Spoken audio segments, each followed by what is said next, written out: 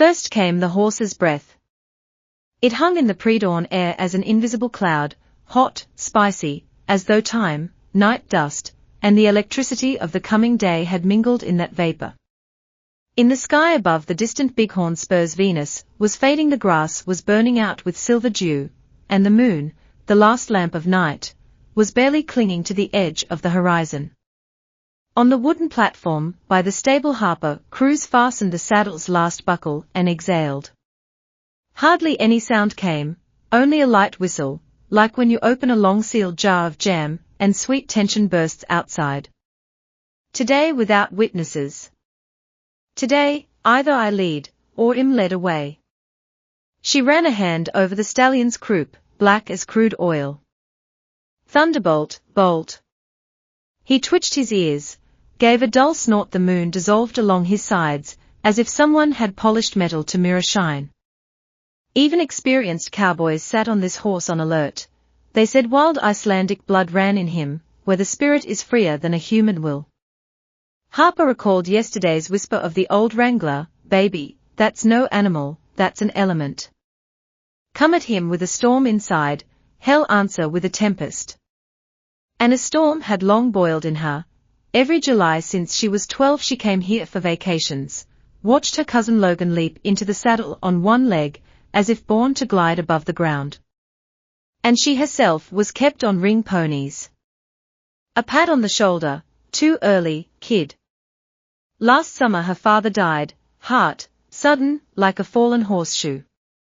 And Harper decided, no more postponing life. Now her knees hummed with tremor, but she commanded her hands not to wobble. With her left she tightened the stirrups, with her right took the rein. Bolt flinched as if struck by current, but Harper had already swung her leg over, sat deep, heels down, the saddle thudded beneath the weight of decision. At that very second the world cracked in two.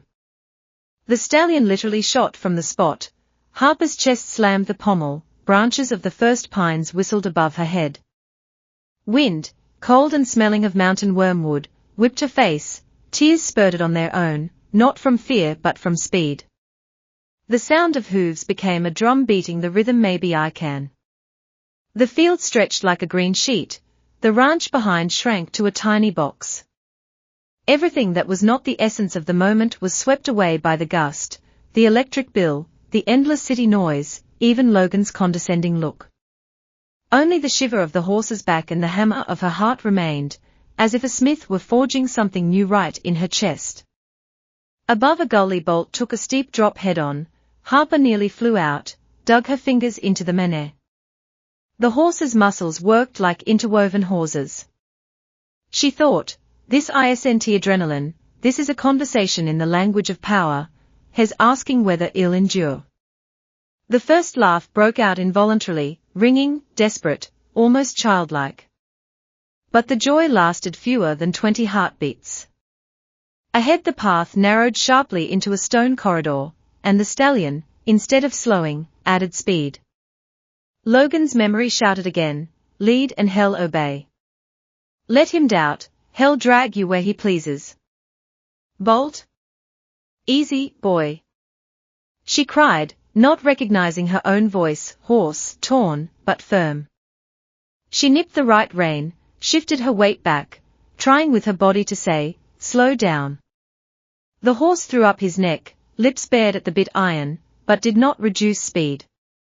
The world narrowed to the trail, to horsehair, to the aching burn in her palms.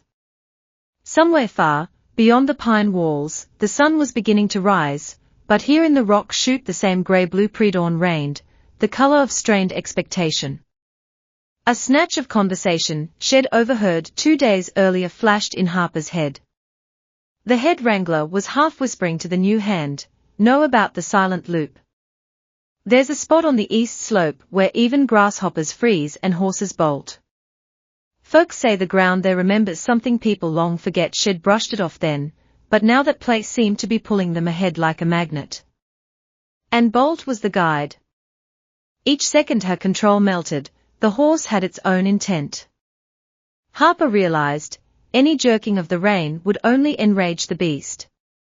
One choice remained, Either drop the fear and become part of the surge, or scatter on these rocks. She inhaled, straightened her back, leaned forward, not to restrain but to accompany. Her fingers eased the reins just enough not to tear, yet not to lose contact. Something shifted. Bolt seemed to accept the invitation, tension in his neck changed the stride, still powerful, ceased to be mindless. 2 heartbeats later the corridor led them to an unexpected clearing, a round meadow under the early sun, grass to her ankles, and in the center a huge boulder, dark and glossy like wet basalt. But Harper did not see the boulder. She saw a figure. Human, or what resembled a human, stood before the stone, hands clasped behind the back. The face was hidden under a gaucho hat. The silhouette looked carved from night. No flinch, no attempt to step aside from the charging stallion. Bolt, as if recognizing presence, dropped to a trot and a few paces later halted completely. Harper felt the tremor of power pass into a quiver of expectation. Sudden silence hugged the meadow, no creak of saddle, no whisper of wind, only the heavy, hot breathing of the horse. She lifted her gaze to the stranger.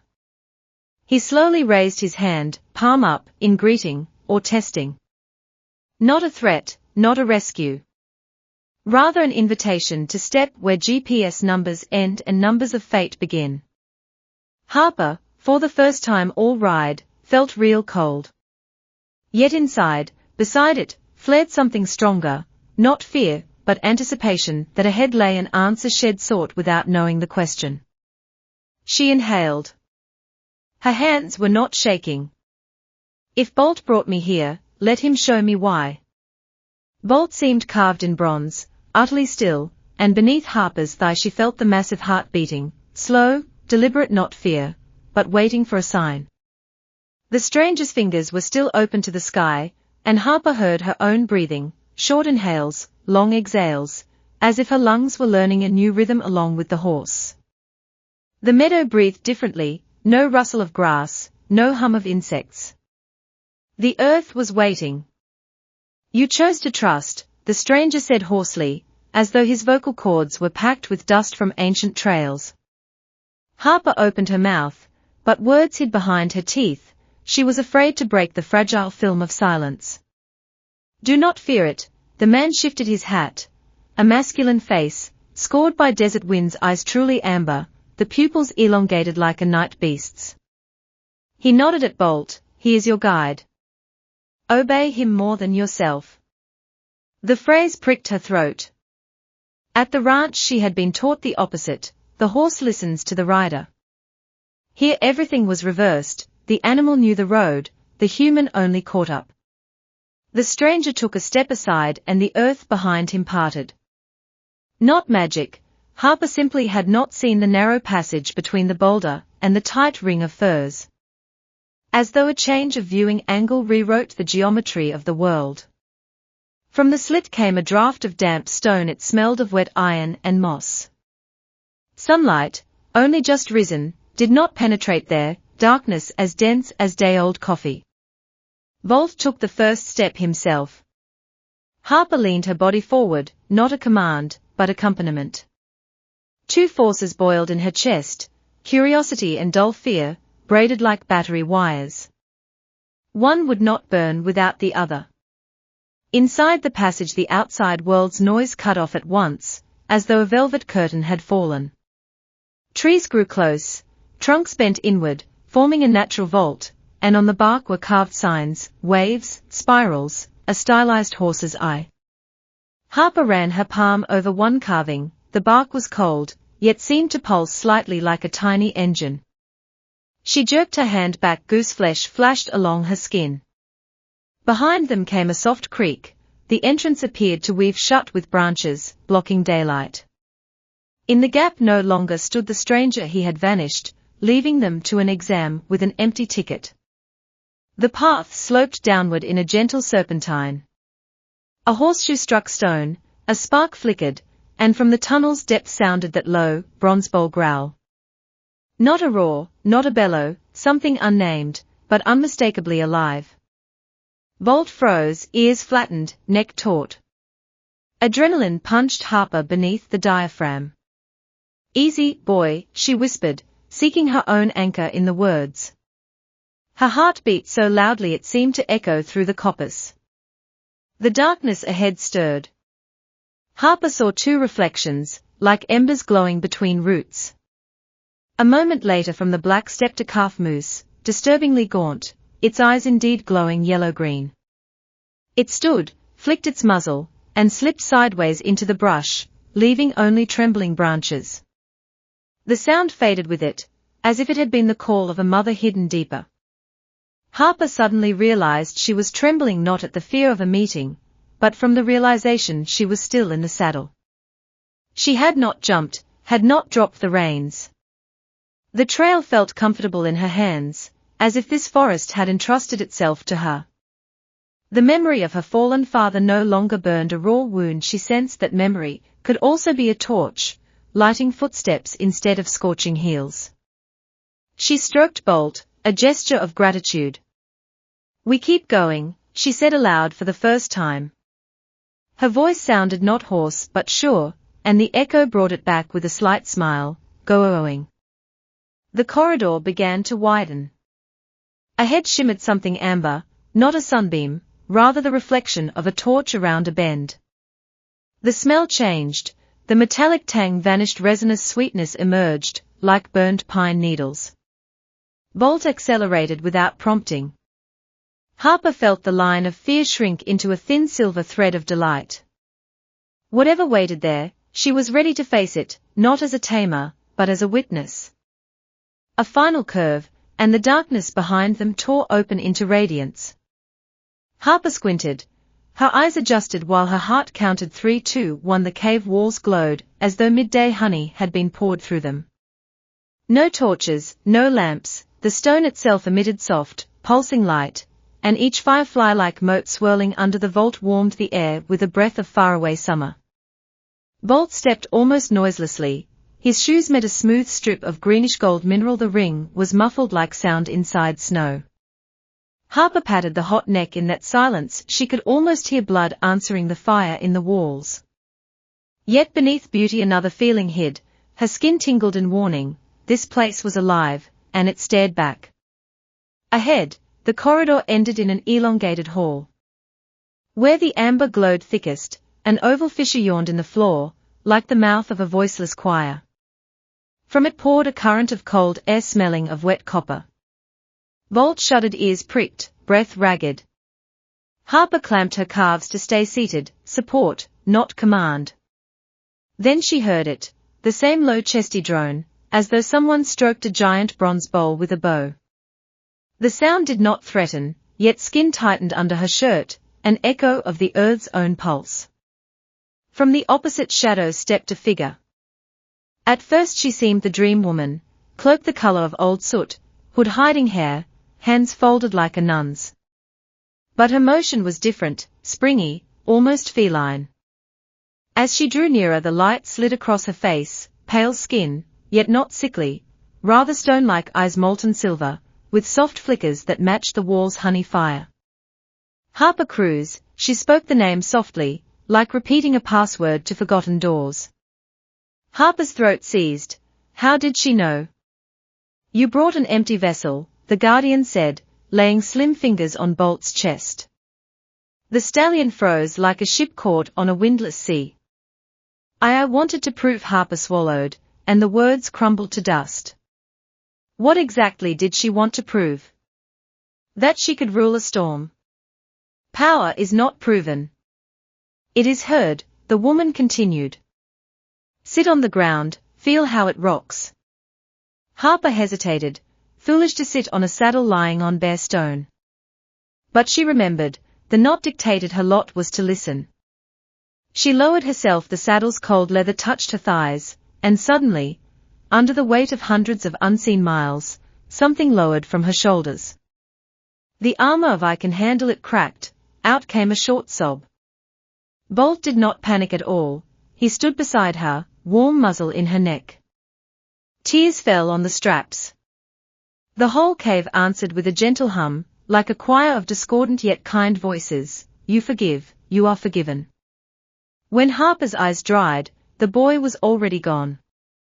The saddle vanished, and on the stone floor lay a new pebble, less smooth than the first, with a silvery vein. She picked it up. The stone pulsed in her palm, not with heat, but with a quiet coolness, like a soothing compress. Proof is unnecessary, Harper said aloud. But memory matters. She put the stone next to the amber one in her jeans pocket. She looked back. The walls were dimming, the light dying, the knot had eaten its fill and slipped into drowse like a tamed flame. At the mine exit, moonlight had already thrown a silver net over the peaks. Bolt walked more confidently than in the morning. Harper, matching his step, felt odd relief, like returning to skin whose size breathes with you, neither pinching nor sagging. At the ranch only the barn lights burned. Logan dozed against the door. Hearing hoofbeats, he jerked awake, eyes wide. You all right?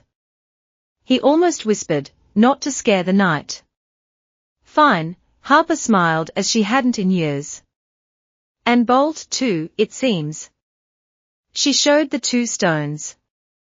Logan tossed them in his palms, studied the silver vein. Like lightning braided with gold, he grunted. What trade they worth? As much as fear is worth when you listen to it, Harper replied. And as much as silence is worth if you feel it. Logan asked no more, he simply covered her fist with his hand. If you filled the silence, leave me some, sis. I want to hear the land talk, too. Before sleep, Harper hung Bolt's saddle on a hook and ran her fingers along the warm hollow where the horse's blood had lain hours ago. In her pocket the 2 pebbles pulsed faintly, one with warmth, the other with gentle coolness, 2 halves of a single word pronounced by nature. She curled up in an empty stall, not wanting to go to the house, and for the first time in years allowed herself the luxury of closing her eyes without thinking what must be proved tomorrow. In the dark, like a distant mountain drone, that bronze note rang, but now it was a lullaby, not a siren. The earth rocked with easy waves, and her heart beat at the same frequency. Thus the road ends, a circle, not a point. Ahead will be canyons again, unruly horses, the smell of copper in the air.